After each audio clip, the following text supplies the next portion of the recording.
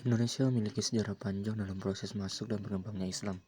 Pada masa pengaruh Islam, ajaran Islam tidak hanya membawa perubahan dalam bidang keagamaan, tapi juga memiliki pengaruh kehidupan sosial dan budaya masyarakat di berbagai daerah, termasuk di wilayah Minangkabau. Di sini kita akan mempelajari sejarah Indonesia zaman pengaruh Islam. Islam masuk ke Indonesia melalui jalur perdagangan dan dakwah para ulama. Proses penyebarannya berlangsung secara damai dan bertahap. Melalui interaksi dengan masyarakat setempat, Islam dapat diterima tanpa menghilangkan budaya yang telah ada sebelumnya. Sebelum dan pada awalnya Islam masuk, masyarakat Minangkabau telah memiliki sistem adat yang kuat. Kehidupan masyarakat diatur berdasarkan nilai-nilai kebersamaan, musyawarah, dan diatur oleh adat yang diwariskan secara turun-menurun.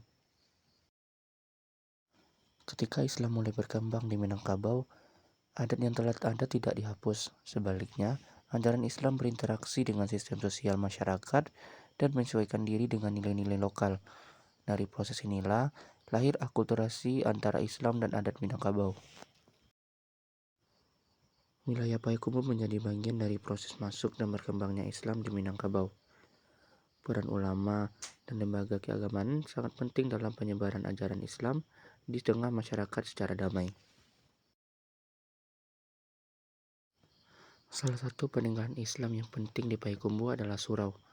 Surau tidak hanya berfungsi sebagai tempat ibadah, tetapi juga sebagai pusat kehidupan sosial dan pendidikan masyarakat. Sebelum masuknya Islam, surau digunakan sebagai tempat berkumpul dan bermalam bagi para pemuda. Setelah Islam berkembang, fungsi tersebut tidak dihilangkan, melainkan diberi makna keagamaan melalui kegiatan ibadah dan pendidikan Islam. Dalam perkembangannya, surau menjadi pusat pendidikan Islam tradisional. Di surau, masyarakat mempelajari Al-Quran, akhlak, dan dasar-dasar ajaran Islam. Surau berperan besar dalam membentukkan karakter dan moral masyarakat.